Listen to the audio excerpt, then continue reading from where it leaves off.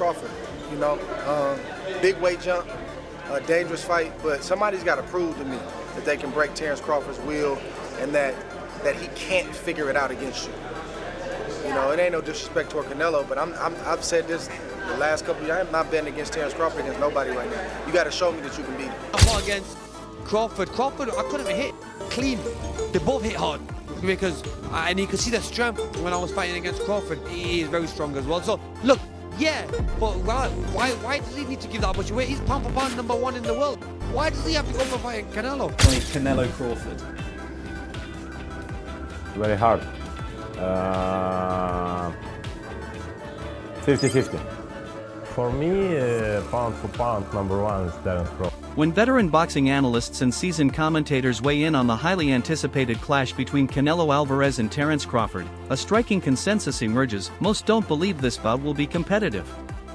Many point out that Crawford, by moving up 2 full weight divisions to compete at super middleweight, is stepping into dangerous territory where he will be at a clear physical disadvantage. Canelo's proven track record of delivering crushing body shots and systematically breaking down opponents at 168 pounds, paired with his championship pedigree across multiple higher weight divisions, is seen as too much for Crawford's style and frame to withstand. Jaron Ennis even went so far as to publicly caution Crawford against this bold leap, warning that jumping directly to 168 pounds to face Canelo is a strategic mistake. He advised that Crawford should take an interim fight at 160 pounds first, stressing that Canelo has been a long-standing force at super middleweight, consistently dismantling and knocking out naturally bigger fighters over the years. But I think you gotta lean more towards Canelo, because like I said before, he been putting big guys out and down, and Canelo not even really a 68 pounder. He probably really should be at 60 maybe, and he been hurting these guys. I think he be dropping these guys and things like that. So, and them guys be way bigger than him come fight night. I know that for sure. They be probably close to 200 pounds, and he dropping those guys like that. So, I don't know. You know, it's gonna be a great fight. You know, the fans want to see it. So, you know, so be it. I think Crawford should take a warm-up fight. You know, at like 60, or like at least at 60, just to get his body, you know, the feeling of somebody a little bit bigger. You know, and things like that. You know. I know when you go up in weight, you gotta, you know, develop that power and not develop the power, but like put that muscle on and be heavier and things like that. So he might not want to take a fight because he's trying to build up right now. But I think he should, just to stay sharp and that way he don't have like a long layoff. Former champion Carl Froch echoed similar warnings, making it clear he believes Crawford's uphill battle is immense. Froch emphasized that moving up multiple weight divisions against an opponent with Canelo's punching power and relentless bodywork is a recipe for disaster. He predicted Crawford would not last more than 4 to 6 rounds before Canelo's strength and physical dominance overwhelm him. According to Froch, Canelo's pressure, size, and ability to invest in body attacks will drain Crawford's energy early, leading to a mid-fight stoppage. Absolutely crap, load of rubbish. The fight really was a waste of time. If you haven't watched it, don't watch it, because there's better things you can be doing, like probably watching the grass grow or watching some paint dry maybe. But that fight was a total waste of time. Watching that as a former unified super middleweight world boxing champion and Hall of Famer, I was thinking to myself, what an opportunity you've got there. If I was fighting still 10 years ago, if that opportunity came up for me, I know Canelo Alvarez is going to be a tough fight for anybody. I know it's a long ask trying to beat a guy like that, but come on, if I'm in there with Canelo for whatever amount of money, there's going to come a point where I'm saying, right, I'm going for it now. Probably around 3 or 4, I'm going to stick it on him and have a go. To be given an opportunity like that, Skull, defending his IBF title and potentially becoming undisputed, to go in there and just perform like that, for me, it's not acceptable. And I think in my day, and with my mindset and the way I used to fight, I'd have gone for it. Just gone for it, and then give the fans, give the boxing fans, and do myself and my trainer proud. He has passed his best. He's had over 65s. Made a fortune. Why is he even still fighting?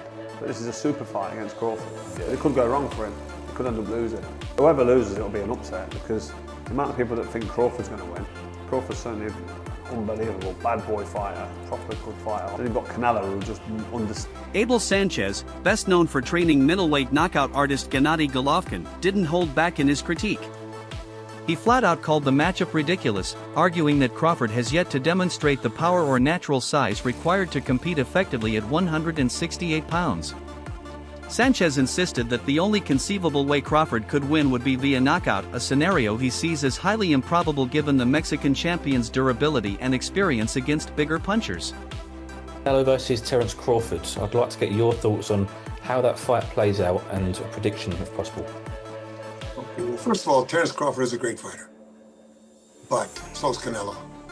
I think that, in my opinion, their IQ is similar, except Canelo doesn't get hit like Crawford gets hit. In my opinion, Canelo's a bigger man. Not that he started out as a bigger man, but he's now a bigger man. He has been hit by not only Gennady, who's one of the biggest punchers that coach I've ever seen, but he's also been hit by Bivol, by Kovalev, who's a big puncher. You know, he's been hit by big guys. Crawford had a hard time with a 154-pounder who hit him often. So I think that no matter how much weight he puts on, no matter how smart he thinks he is or how big he thinks he is, he's going to be getting hit by a truck. And he's not used to that. And I think that at the beginning, just like it was with Kell Brook and Gennady, at the beginning, the speed and... Sparring insider Coron Davis, who has trained alongside both fighters at different points, sided firmly with Canelo as well. He highlighted Alvarez's clear edge in size, raw strength, and physical presence, asserting that these attributes alone would prove decisive once the two meet in the ring. It'll be a lot you have to. It'll be a lot to get that victory based on, you know, size alone. Not that size wouldn't fight, but you got a guy that got size and skill. It'll be hard. I mean, nothing's impossible. But if I had my money on somebody winning the fight, it'll be Canelo Alvarez. Even though Terence Crawford is a great fighter. They're both great fighters. You got two great fighters in there. I think one guy got the advantage due to his makeup, his body type, you know, how big of a person he is. And, I think that will be a deciding factor in that fight. Jumping up 21 pounds, would Crawford have to fight the perfect fight? Absolutely. You know, size will play a factor in that fight. It won't. It'll be a lot harder to damage Canelo. You know, his punches will be way more effective than Crawford's punches if they fight at 168. So I think it'll be an issue. It's not impossible, but it will be hard. Terence Crawford, however, maintains a completely different perspective. He insists his greatest weapon isn't raw punching power, but rather his exceptional fight IQ and unmatched adaptability. In multiple interviews, Crawford explained that he doesn't need to hunt for a knockout to win. Instead, he plans to study Canelo early, make the necessary adjustments mid-fight, and surgically dismantle him. Crawford believes his ability to switch stances, bait opponents, and disrupt their rhythm will turn Canelo's forward pressure into wasted effort. He stressed that his strategy will be based on movement, precision, and smart offense rather than trying to overpower Alvarez. Addressing concerns about size, Crawford was dismissive, saying, "You only really know how strong someone is once you're in the ring with them." He remains confident his power will be enough to hurt Canelo when the moment comes. The speed over Canelo. I got the reach over. He might got the size, the power. I got the better skills, boxing skills. Would it be more of a cat and mouse? The reality is Canelo does put people out. From Kirkland to Amir Khan to just... Don't do obviously, I'm just saying, man. No, but he's not. Kovalev was older, and he does. Don't get me wrong, he does have a lot of power. But all those guys that you name is not as skillful as me. I'm sorry. No disrespect to none of those fighters. The skill level is not. So how do you see a fight with Canelo? A tough fight. Canelo is a great fighter. Like, I always have respect for Canelo. I just believe in my skills. The fact that people doubt me, it just fueled me even more. Try to get the fight even more. And I'm watching him, I'm like, man, I can beat this dude. I've been fighting people bigger than me all my life, and I always came out on top. You gonna get hit. It's a fight. He gonna get hit too. It'll be good. He's not gonna beat me. Don't worry about it. He's not gonna beat me. Don't worry about it. I think this fight is gonna be in the books of the history of boxing for sure. That's for sure. For sure, them belts coming with me. They coming home with me. I'm telling you right now. You can see it, but it's gonna be difficult. You take it to your I'm taking them. And ain't nothing you gonna be able to do about it. Come fight and now. I know Turkey is in your corner, but look, it's gonna be very difficult. He's gonna be so mad that day. Believe me. I see you. I see you. You see, I'm I different. see you too. You see, I'm different than all the other ones. No, I see you. No, you don't know different. You're nothing different. I'm different. Nothing different. I'm different. We'll see. You're going to see. We'll know see. it. We'll see. We'll We're see. going to Son. see. Former welterweight champion Sean Porter voiced concern over Crawford's durability in a 12-round war against a natural super middleweight. Porter pointed to the massive leap from 147 pounds to 168 pounds as a dangerous gamble. While he acknowledged Crawford's elite skills and ring intelligence, Porter warned that Canelo's early aggression and physicality could wear him down over the course of the fight, especially in the later rounds. Say like, no, that's 2 more weight classes. Like once he gets touched by Canelo, it's going to be different. I am concerned about him absorbing a Canelo punch, especially through the course of 12 rounds. We do know this about Canelo. He's going to slow down, you know, so I think if anything, Canelo would try to start fast and bang on him and break him down before he gets later, and he still got that kind of steam. But, you know, there's so many components that make a champion. There's so many components that make a great, a legend. It's just so much to go into. It's a conversation that lasts an hour easily when we talk about all of the components that Terence Crawford has, all of the components that Canelo had, and how we find how they even out and who trumps one another, you know what I mean? We tried to do that with Errol Spence and Terence Crawford, and we see how that panned out, you know what I mean? Bill Haney, father and trainer of Devin Haney, has taken a fiery and unapologetically confident stance in Crawford's favor. Declaring Crawford the best fighter in the world, Haney dismissed any suggestion that size or Canelo's reputation will make a difference. At the official press conference, Haney placed a $100,000 bet on Crawford, claiming the real show began the moment he walked in. He even warned Crawford to be vigilant about possible doping controversies linked to Canelo's past, urging his fighter to stay sharp both inside and outside the ring. Crawford, what's your breakdown of the fight? Huh? Canelo against Crawford, what's your breakdown? Man, when you talking about these big fights, you whispering.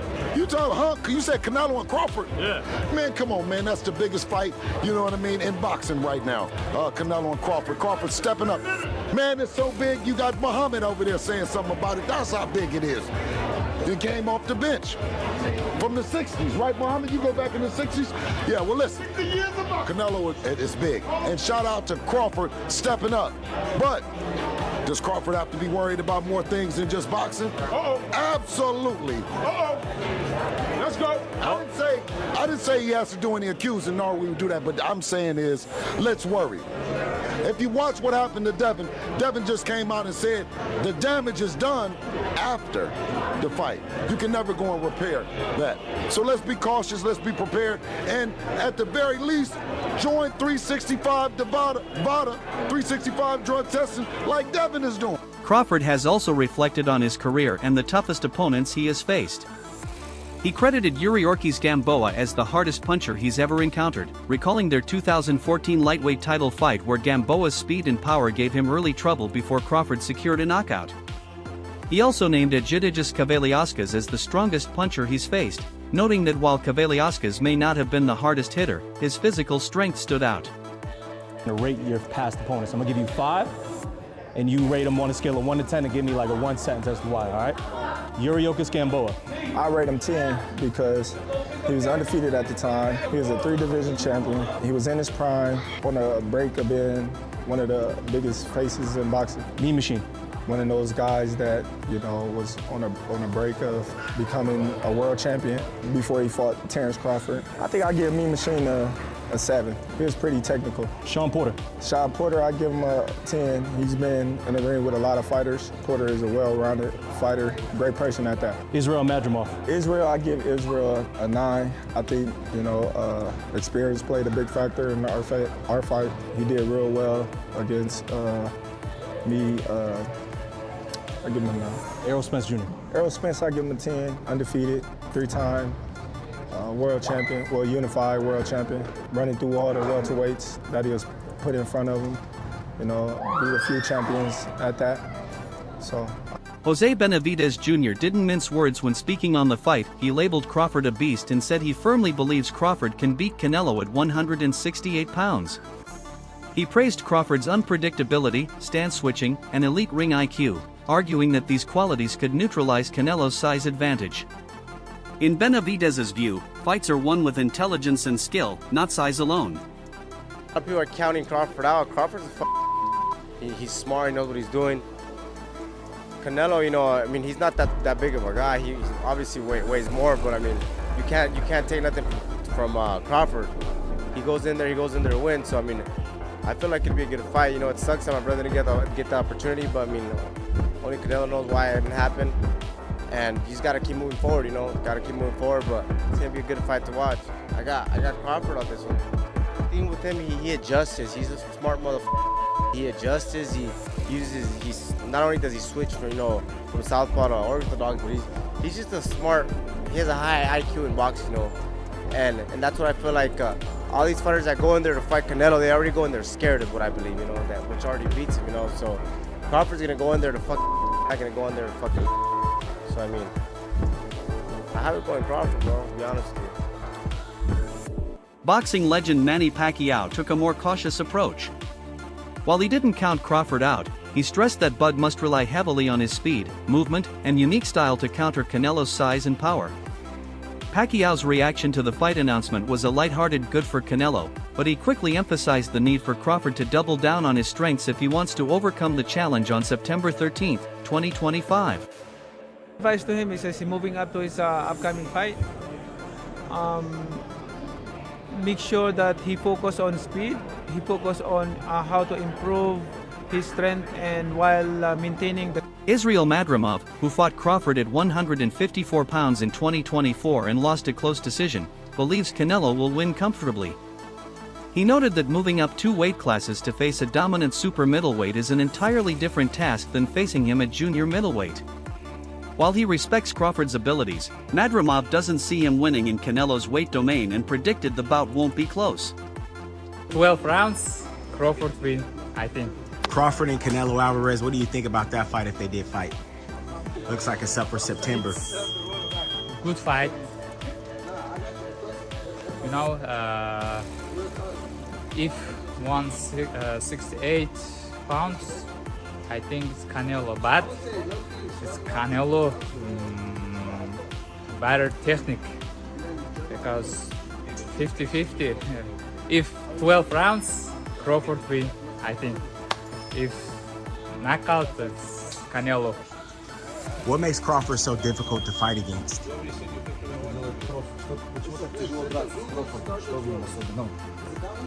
He has power, smart, in more practical.